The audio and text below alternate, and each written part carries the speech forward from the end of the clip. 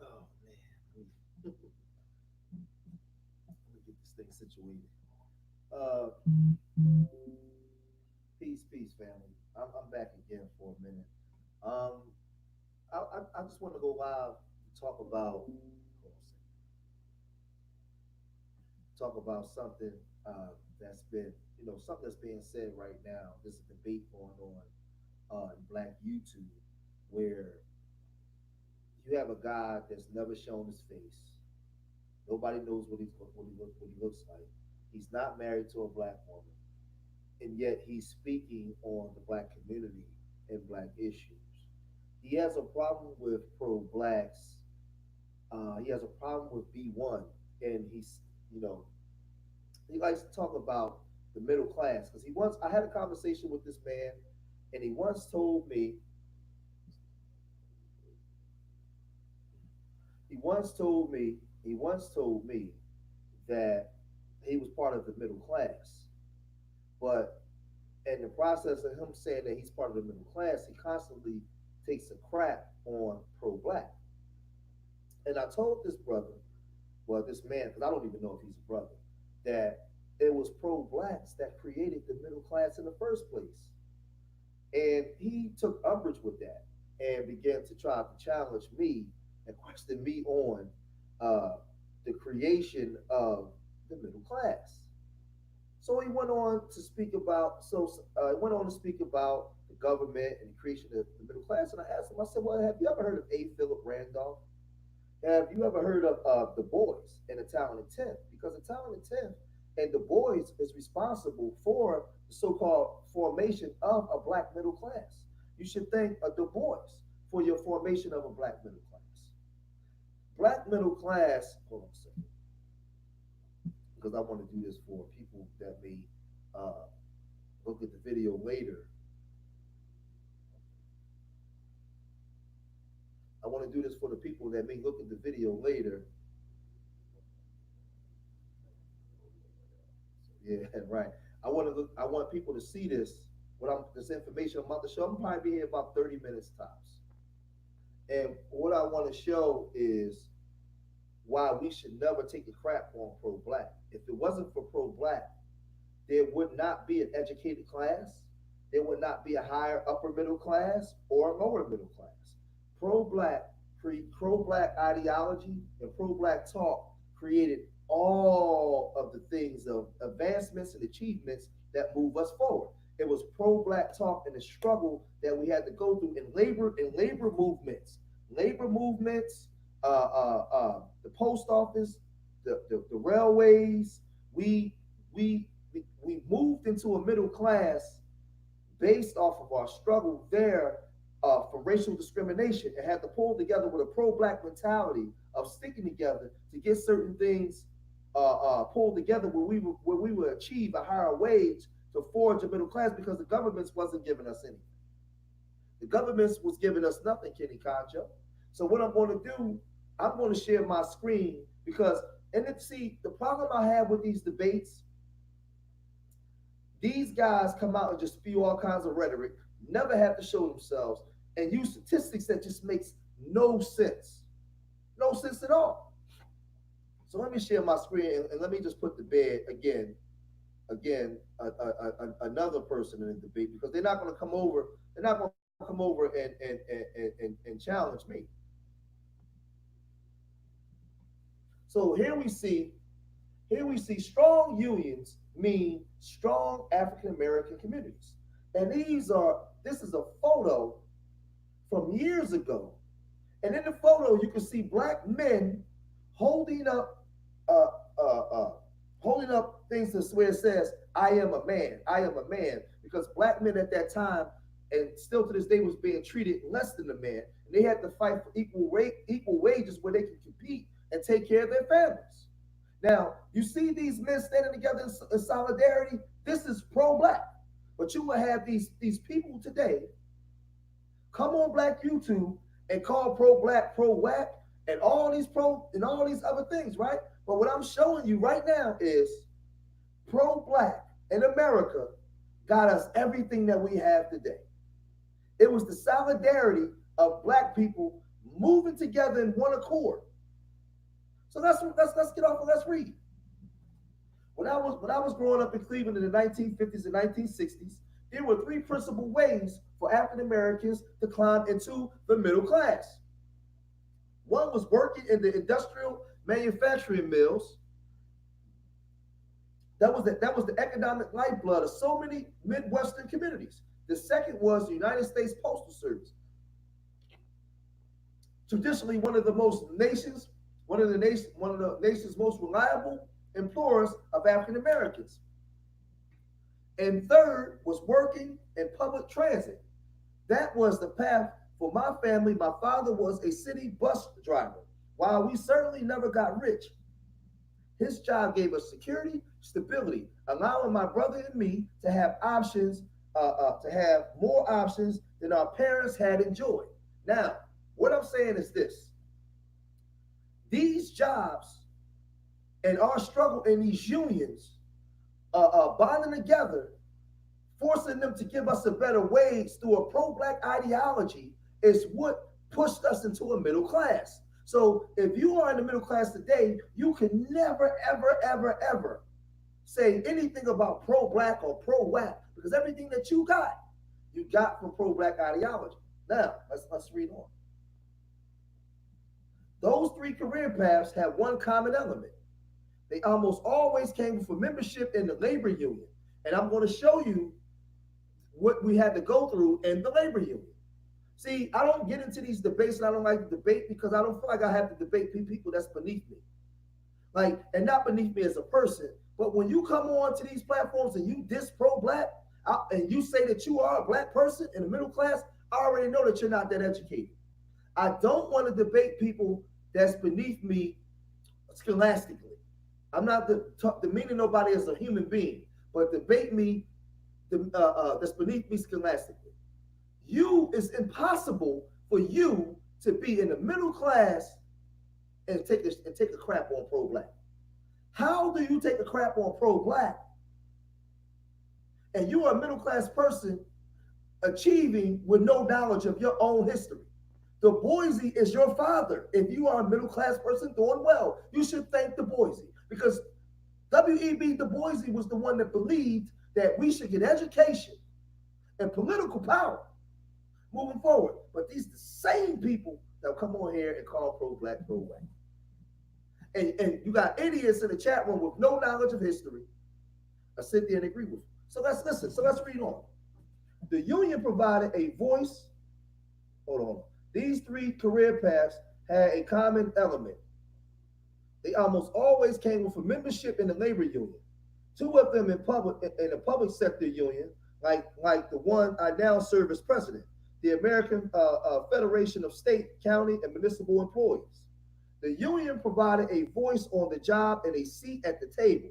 By building power in numbers, look, listen to this. By building power in numbers, African American workers were able to negotiate for a fair return in our work. Now, wait a minute. It says by building power in numbers, working together with a pro-black mentality to receive something for black people. But these same people will come out here and tell you, Kenny Conjo, that pro-black was pro-white. And y'all listening to them. That's why I won't debate these guys, because it's idiotic. Now let's read on. By building power in numbers, African American workers were able to negotiate for a fair return on our work, for fair wages, decent benefits, and a pension that will allow us to retire with dignity. And the only way that these black men was going to able to achieve this goal was to work together in unison, work together from a pro-black mentality against a system that was rigged for them not to succeed. We knew this. There was no middle class before this. At the time of our history, where so many doors of opportunity were slammed in the faces of African American labor unions, a public sector unions in particular, offer a beacon of hope. This is no small thing in a nation that was literally built on the exploitation of black labor. To gain a better understanding of black history as we strive to do each February, we must recognize the powerful role unions have played in improving millions of African American lives. At the same time, we need to examine the dark underbelly, remembering that the most brutal forms of racial oppression were directly linked to crackdowns on workers' rights, so called right to work laws, which undermined the freedom of working people to stand together in a strong union, have centered their origins in the Jim Crow South. So, how could you, if you are a middle class person, say anything bad about pro-black or B1 mentality when it was B1 mentality that gave your grandfather and your father the lifestyle that they could have to give you a lifestyle where you can go to college and achieve? This is like sometimes the ignorance on Black YouTube makes me want to shut this YouTube down and just get off the YouTube period and just go do my work on the ground and don't even deal with a lot of you Negroes because the ignorance is I mean it's unbelievable. It's unbelievable. I can see if you guys came on here and you said, I don't like YouTube pro-black, but for you to shit on pro-blacks and you people in these chat rooms allow them to say something disrespectful about pro-black when the mere fact that you're able to go to college because you had a father or a grandfather or grandmother that worked for 30 years in the union to allow you to be able to go to school or have the things that you needed from a pro-black mentality. The right to work's most influential advocates was a Texas oil lobbyist named Vance Muse, an unapologetic white supremacist and Ku Klux Klan supporter. His rabid opposition to unions was rooted in the fear of workers building solidarity across racial lines. I agree. I agree. That's why I'm over here. See DJM. That's why I'm over here teaching. There's only 8 people here, 9 people, because people don't want to hear truth. DJM. See. In that debate, it was just a bunch of rhetoric and BS, and I'm just like, man, this man is so uninformed, so uninformed. In 1944, anti-union statements from Muse Christian American Association leaves little to the imagination. From now on, white women and white men will be forced into organizations with Black American apes. I want y'all to listen to this. Will be forced into black organizations with Black African apes, whom they will have to call brother, or lose their jobs. So now, if we knew that we was fleeing the South to the North from this right to work organization from these racist oil lobbyists that was putting out propaganda to whites that you would have to be forced to work jobs with African apes, we had no choice but to bond together and have a B1 mentality. We had no choice.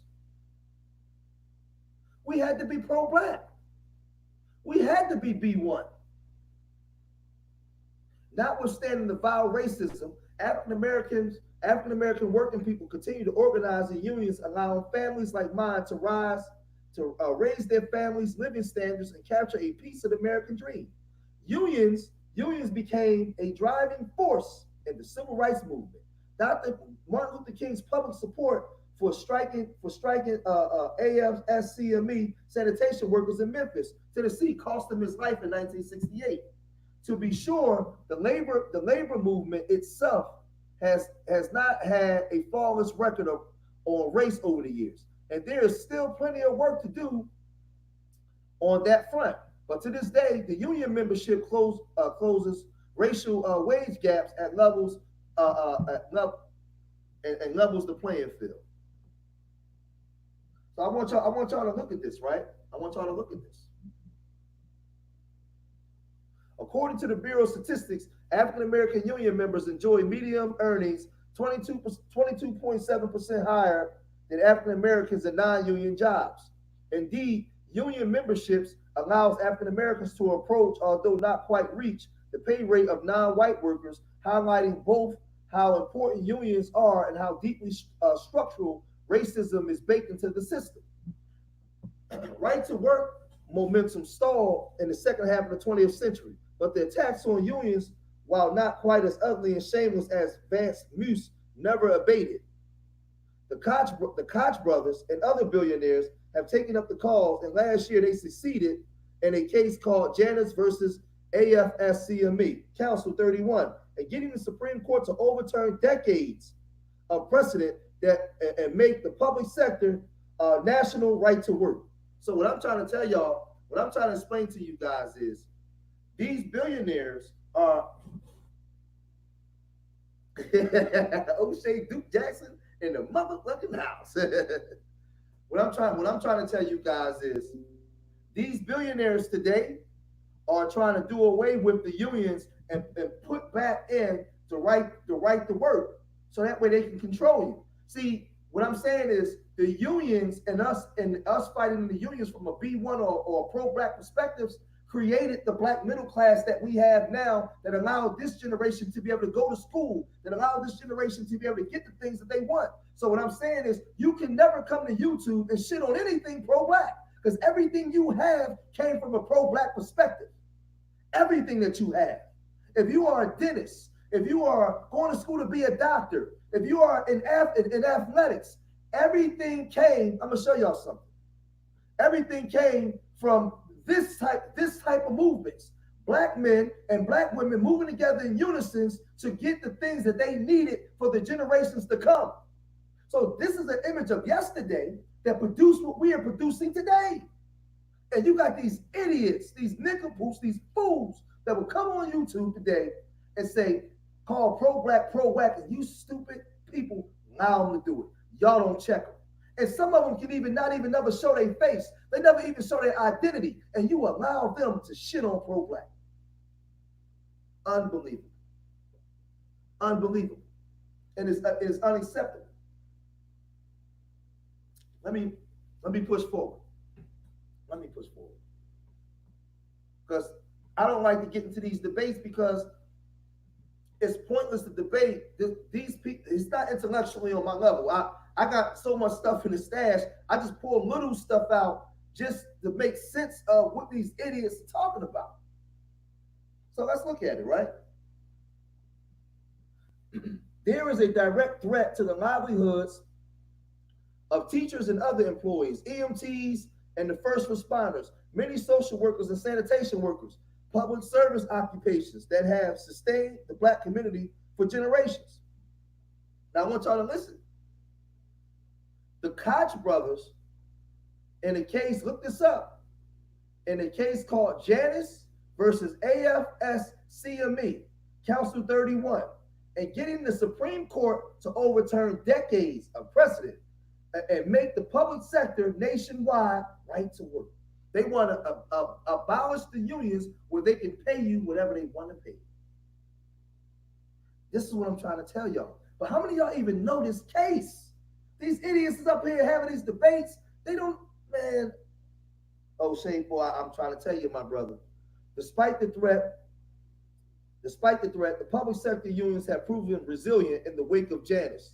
AFSCME has added 7 new members for everyone who has dropped their membership, but the attack will continue from wealthy special interests who want to rig the economy in their own favor. As we fend those attacks, we at the AFSME will never lose sight of the connection between the racial injustice and economic injustice. As we continue to struggle, we will lean on the enduring lessons of Black history. The thriving African American community with economic security and upward mobility depends on strong unions. So this is the first one, right? And it's telling you, when I was growing up in Cleveland in the 1950s and 1960s, there were 3 principal ways for African Americans to make a climb into the middle class. So let's move over here. Watch this. It gets real interesting. Real interesting. Let's go to the Pullman Porters. Pullman Porters helped build Black middle class. Now, how many of y'all know who the Pullman Porters was? See, y'all met people like SKC, Supreme King Coon, who never showed his face. Come on here and just tell y'all anything and get away with it. But I'm gonna tell you, Supreme King Coon, who's not married to a black woman, who never showed his face, that stuff ain't gonna work with George Macon.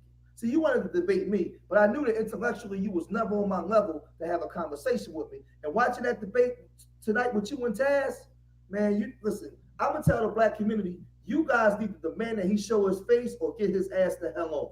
And if y'all allow him to do it, y'all deserve everything that's coming to y'all because that's a disgrace. Let's look at this.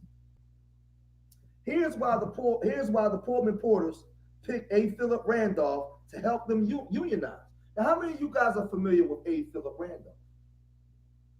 Supreme Court Justice Thurgood Marshall and former San Francisco Mayor Willie Brown were descendants of Pullman Porters, that distinctive and distinguished figure from yesteryear, the uniformed African American train workers who forged their way into the middle class. As part of this year's National Train Day celebration on Saturday, in my city, Amtrak is honoring the legacy of the Pullman Porters in Philadelphia. Now, you know what? The Porters served first class passengers traveling in luxurious Pullman sleeping cars, and the safe, steady work that allowed tens of thousands of African Americans access into the middle class. Now let's look at how they got the access into the middle class. And this is a B1 pro-black mentality. The legacy of the Pullman Porters is complex. Author Larry Todd tells NPR Steve Ainslie, George Pullman, the entrepreneur who invented the sleeping car and began hiring porters for them in 1868, was looking for people who had been trained to be the perfect servant. And these guys' backgrounds were having been chattel slaves. He knew that they knew just how to take care of any whim that a customer had. So look at how we was looked down upon, right? He knew I'm going to create these things and I'm going to go get me some Negroes because these Negroes know how to wait on the whim of these white people. Ty, who wrote Rising from the Rails, the Pullman Porters, and the Making of the Black Middle Class, says the Pullman knew they would come cheap, and he paid them next to nothing. And he knew that there was never a question off the train that you would be embarrassed by running into these Pullman Porters and having them remember something. You did that. You didn't. Wait a minute. It says remember something. You did that. You didn't want your wife or your husband perhaps remembering that long trip. So let's go down. Over time, the porters were able to combine their meager salaries with tips. They saved and put their children and grandchildren through college, and which helped them attain middle class status. Now, what I'm saying is this: these black men were on jobs getting paid next to nothing. They worked together, bounded themselves together, saved their money and tips, and put their children and grandchildren through college, and helped maintain a middle class status. This is a B1 lifestyle. This is a pro-black mentality. For their children to go to college, and for people like Supreme King Coon, if he's black, to have the opportunities that he has. If he's black. But you guys will get on here and allow anybody to say anything about pro-black. Let me read on. After decades of discrimination and abuse, the Porters eventually organized in 1925 and became the first African-American labor union. The Porters hired an outsider named A. Philip Randolph, who patiently fought for and won a collective bargaining agreement in 1937. Randolph used his experience fighting the Pullman Company to help organize the civil rights movement. E.D. Nixon, a Pullman porter and leader of the local chapter of the Brotherhood of Sleeping Car Porters, worked with one of his employees to help start the 1955 bus boycott in Alabama. Come on, man, y'all. Are you serious? And we in these debates, I can't with you guys, man. Because these people are not well read and they're not learned. And I just go in the stash and just pull this stuff out. What I'm saying is, from The Pullman Porters fight from a pro-black mentality to get the things that we needed, sparked the civil rights movement and the Montgomery bus boycott. And you got black people today saying fuck pro-black. Let's read on. Nixon used Rosa Parks' arrest as a rallying cry to help organize the boycott. Because Nixon was often out of town attending to his duties as a porter, he enlisted the help of a young black minister new to the Montgomery boycott in his absence, the Reverend Martin Luther King. See how this thing connects itself?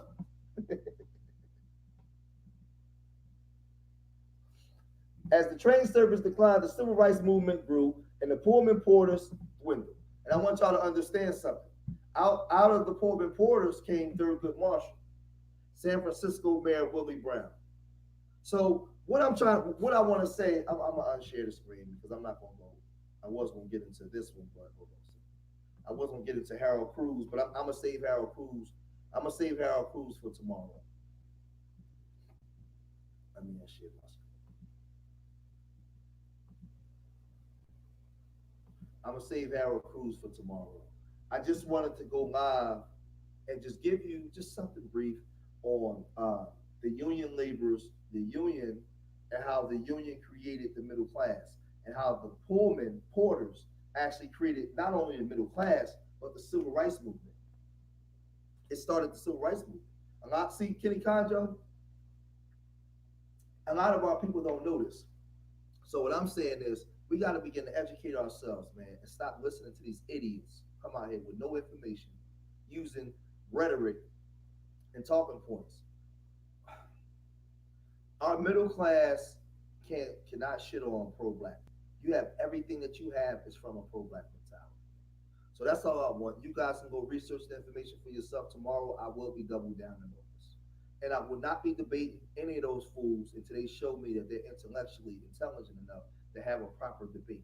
If not, I'll just leave it to that because it's nauseating and it's disrespectful to our ancestors. So I'm gonna get up out of here, man. I've been here for probably about 30 minutes. I said I was gonna be 30 minutes. I just wanted to just prove to these so-called black people that got a problem with pro-black, everything that you have from a pro-black struggle. So remember, I love y'all. Till the next time. Peace.